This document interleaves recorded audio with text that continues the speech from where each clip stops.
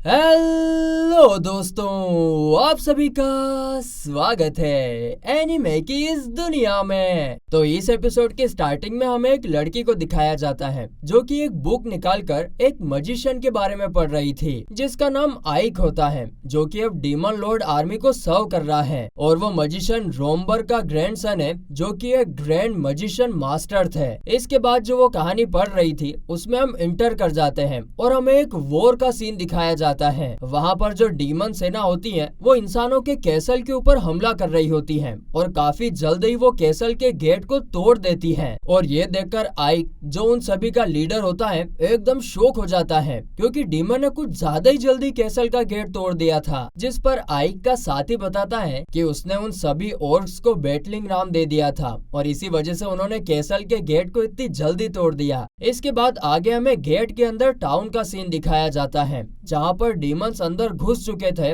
और वो लोग इंसानों को खत्म करने लगते हैं। डीमंस को ऐसा करते हुए देख एक कमांडर दूर से देख रहा होता है और तभी आइक उसके पास आता है। आइक को देखकर वो कमांडर समझ जाता है कि आइक डीमन लॉर्ड आर्मी का कमांडर है। आगे आइक उसे अपना इंट्रोडक्शन देता है और उससे कहता है कि तुम्हारे पास अब सिर्फ 3 ऑप्शन हैं। पहला तो डीमंस के सामने सरेंडर कर दो, दूसरा तुम खुद ही खुद को मार डालो ताकि तुम्हारी इज्जत बच जाए, और तीसरा ये कि यहाँ से भाग जाओ। लेकिन यह सुनकर कमांडर को गुस्सा आने लगता है और वो आइक से कहता है कि तुम एक डीमन होकर भी इंसानों जैसा मुझ पर रहम दिखा रहे हो, मगर मुझे तुम्हारा कोई भी ऑप्शन अच्छा नहीं लगा। बस इतना कहते से ही वो आइक पर अटैक कर देता है। लेकिन फिर आइक अपनी पावर्स का यूज करके उसके बदले में उसके ऊपर एक खतरनाक अटैक लॉन्च कर देता है जिससे वो कमांडर बुरी तरीके से घायल हो जाता है और वहीं पर गिर जाता है। फिर आगे आइक अपने साथी से उस कमांडर को हील करने का कहता है। साथ ही में वो उन सभी सोल्जर्स को भी हील करने का कहता है जिन्होंने सरेंडर कर दिया हो। आइक का साथी सोचता है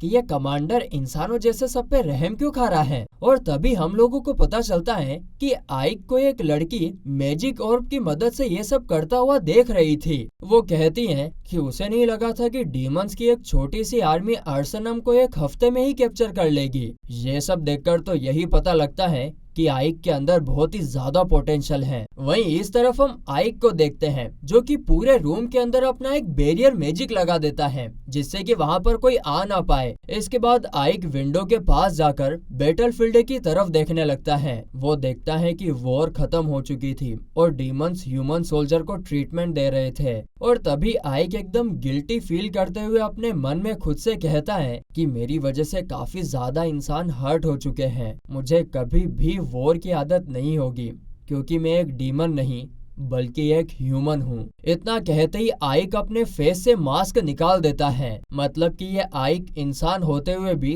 डीमंस की आर्मी में सर्व कर रहा है और इसके बारे में किसी को पता नहीं है। जिसके बाद आइक हमें अपने मास्टर के बारे में बताने लगता है। वो बताता है कि उसके मास्टर रोमबर्ग डीमन आर्मी के ग्रेट मेट्स थे। जब मैं बच्चा था तब मुझे मेरी फैमिली ने मरने के लिए छोड़ दिया था, मगर तभी मास्टर रोमबर्ग ये जानते हुए कि मैं एक इंसान हूँ, मुझे पाल पोस कर उन्होंने बड़ा किया। साथ ही में उन्होंने मुझे अपनी सारी स्किल्स भी सिखाई, सारा मैजिक सिखाया। इसके अलावा उन्होंने मुझे सबको ये बताने से मना भी किया कि इस दुनिया में पहले एडवांस सिविलाइजेशन रहते थे, क्योंकि अगर ये सबको पता चल जाए तो डिजास्टर हो जाएगा। और उन्होंने मुझे हमेशा इस मास्क और रोब को पहने रहने को भी बोला था जिससे डीमंस को मेरे इंसान होने का कभी भी पता ना लग सके। आगे आइक हमें बताता है कि मेरे परमिशन के बिना कोई भी इस बैरियर के अंदर नहीं आ सकता है। लेकिन तभी वो देखता है कि उसकी टेबल के नीचे एक इंसानी लड़की डर के मारे बैठी हुई थी। वो उसको देखकर कहता है ये लड़की टेबल के नीचे यहाँ पर क्या कर रही है। जो सुनकर वो लड़की समझ जाती है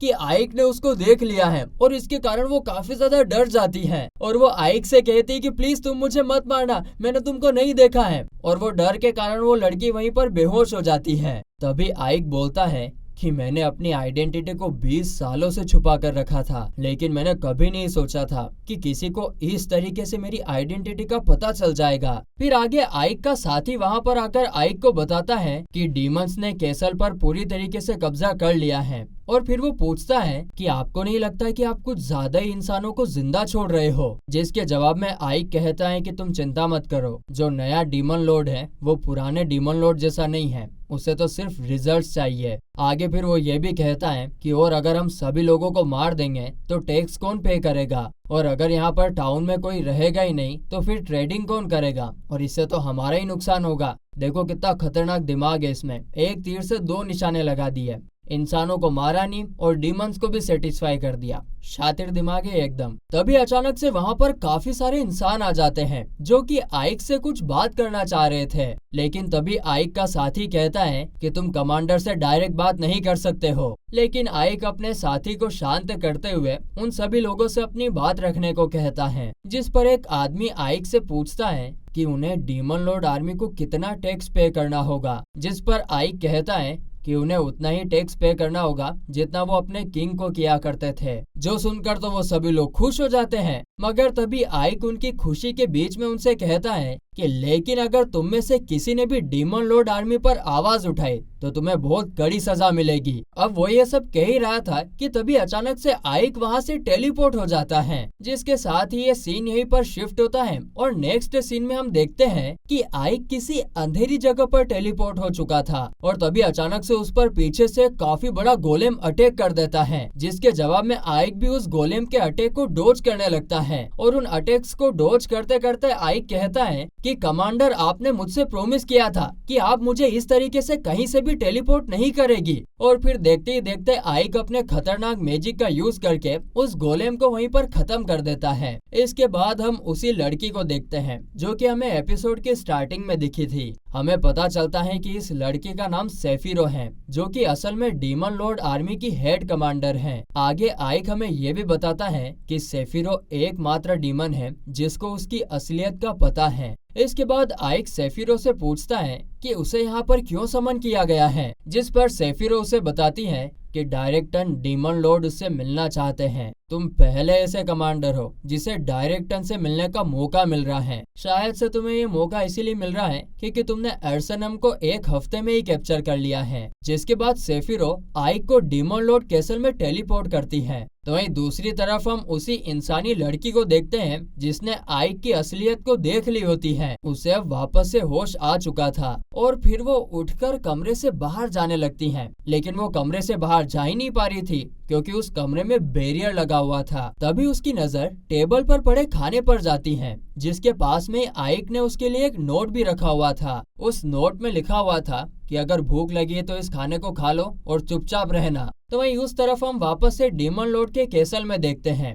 जहां पर आइक और सेफिरो कैसल के अंदर एंटर करने जा रहे होते हैं, लेकिन कैसल के गेट पर तो कुछ गार्ड्स खड़े होते हैं। उन गार्ड्स को देखकर आइक सेफिरो से पूछता है कि क्या ये गार्ड सभी की चेकिंग करते हैं क्या, और अगर हाँ तो इन्हें तो मेरी असली आइडेंटिटी का पता चल जाएगा। जिस पर सेफिरो कहती हैं कि अब डीमन लॉर्ड के पास जा रहे हैं तो चेकिंग तो होगी ना, लेकिन तुम चिंता मत करो। और फिर सेफिरो आइक के अंदर कुछ मैजिक ट्रांसफर कर देती हैं, जिससे जब वो लोग गार्ड्स के पास पहुंचते हैं तो गार्ड्स आइक के मैजिकल ऑरा को देखकर एकदम शॉक हो जाते हैं और कहते हैं कि हमें रोमबर्ग के ग्रैंडसन से यही उम्मीद थी। और फिर वो उन्हें बिना चेक किए ही अंदर जाने देते हैं। आगे फिर वो लोग डीमन लॉर्ड के हॉल के सामने पहुंचते हैं, जहां पर सेफिरो आइक को वहीं रुकने को कहती हैं क्योंकि वो खुद पहले डीमन लॉर्ड से मिलने के लिए जाती हैं। तो वहीं बाहर खड़ा आइक मन में सोच रहा था कि जो करंट डीमन लॉर्ड है उसका नाम डायरेक्टन है और वो काफी इंटेलिजेंट है। उसने ही ह्यूमंस के खिलाफ वॉर शुरू की है। मैंने तो ये भी सुना है कि वो बहुत ही क्रूअल है और अगर उसे कोई वर्थ नहीं लगता है, चाहे फिर वो उसका दोस्त हो या दुश्मन,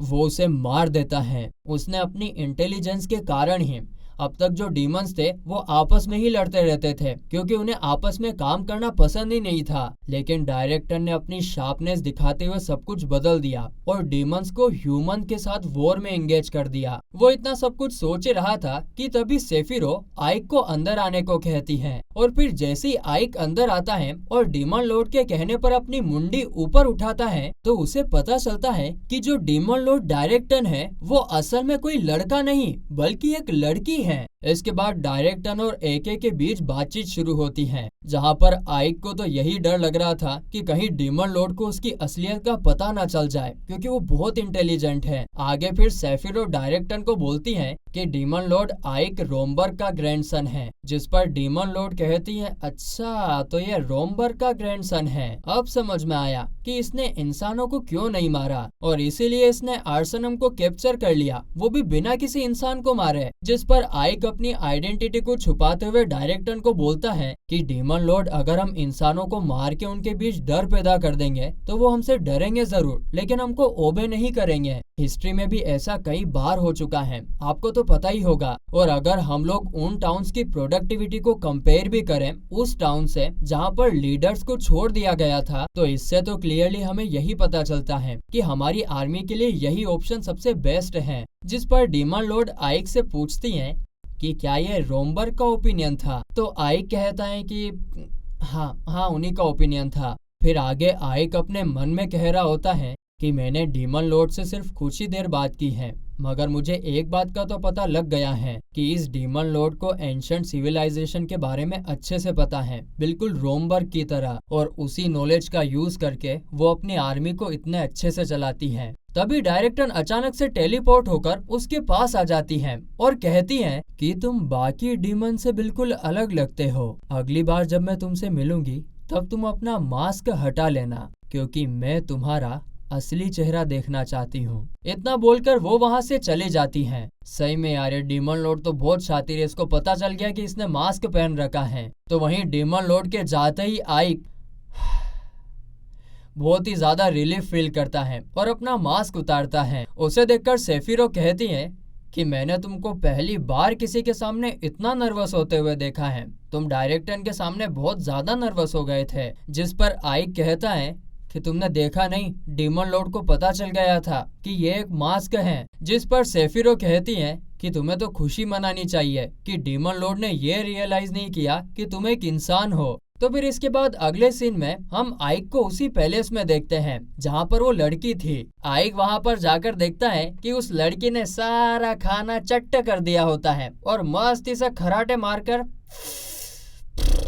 सो रही होती है। उसे देखकर आइक उसे आवाज लगाता है, तो वहीं आइक को अपने सामने देखकर वो लड़की वापस से डर जाती है और कहती, मुझे माफ कर देना, मैंने तुम्हारा चेहरा नहीं देखा है, मुझे माफ कर देना, तुम प्लीज मुझे मत मारना, मैं तुम्हारे बारे में किसी को नहीं बताऊंगी। जिस पर आइक कहता है, शांत, मैं तुम्हें नहीं मारूंगा, वैसे तुम्हारा नाम क्या है लड़की? जिस पर वो लड़की अपना नाम 13 बताती है। आगे फिर आइक उससे कहता है कि मैं अब तुम्हें ऐसे ही नहीं जाने दे सकता हूँ, क्योंकि तुम्हें मेरी असलियत के बारे में पता है और इसलिए अब मैं तुम्हें अपना स्लेव बनाकर यहीं पर रखूंगा और तुम मना नहीं कर सकती हो। जो सुनकर अचानक से 13 डर के मारे आइक को गले लगा लेती है और कहती है कि मुझे तुम्हारा स्लेव बनना मंजूर है, शुक्रिया मुझे अपनी मेड बनाने के लिए। इसके बाद आगे अगले सीन में हम देखते हैं कि आइक के साथी उसको कांग्रेट्स कर रहे थे, क्योंकि आइक को रूलर ऑफ इवालियास बना दिया होता है। हमें पता चलता है कि ये एक रिवॉर्ड है जो डीमन लॉर्ड ने आइक को दिया होता है। वहीं सेफिरो ने ही आइक को ये बात बताई होती है और वो कहती है कि ये जो जगह है वो अब से वॉर के लिए फ्रंट लाइन है। उसने ये भी बताया होता है कि अब से आइक का यही मिशन होगा कि वो किसी भी तरीके से इस टाउन को प्रोटेक्ट करे और इसके टैक्स रेवेन्यू को डबल कर दे। मुझे तो लगता है कि डीमन लॉर्ड ने रिवॉर्ड के नाम पर तुम्हें पनिशमेंट दे दी है। जिसके बाद आइक अपने साथी से सबसे पहले तो वहाँ की वॉल को रिपेयर करने को कहता है, जिस पर उसका साथी बताता है कि इस काम को करने में तो 6 महीने लग जाएंगे। जिस पर आइक पहले तो गिव अप करने का सोचता है, अरे यार, मगर वो ऐसा नहीं करता है। कुछ देर सोचने के बाद उसको एक रास्ता मिलता है और वो अपने साथी से कहता है कि हम इस वॉल को 1 मंथ में ही रिपेयर करेंगे। उसका साथी कहता है कि क्या, ये तो इम्पॉसिबल है। वो अपने साथी को बोलता है कि पॉसिबल है, हम लोग इंसानों के साथ साथ डीमंस की पावर का भी यूज करेंगे और इससे ये काम पॉसिबल हो जाएगा। और बस इसके बाद इंसान और डीमन दोनों एक साथ काम करने लगते हैं। और ये देखकर आइक का साथी काफी ज्यादा शौक में था और वो मन ही मन आइक की तारीफ भी करने लगता है। सबसे पहली बात तो इंसान और डीमंस जो एक दूसरे के जानी दुश्मन है उनको एक साथ काम करवाना। और यहाँ पर आइक ने सभी लोगों की 8 आवर्स की शिफ्ट लगा दी है, जिससे सभी लोग मिलकर 24 घंटे काम कर सकते हैं। और साथ ही में आइक सभी को अच्छा काम करने पर सैलरी के साथ साथ बोनस भी दे रहा है, जिससे कि सब लोग मोटिवेट रहे। अब मुझे पता चला कि क्यों लोग उन्हें डीमन लॉर्ड आर्मी का मोस्ट ब्रिलियंट डीमन बुलाते हैं। और अगर ऐसा ही चलता रहा तो वो एक दिन जरूर डीमन लॉर्ड बन जाएगा। और बस इसके साथ ही ये एपिसोड यहीं पर खत्म होता है।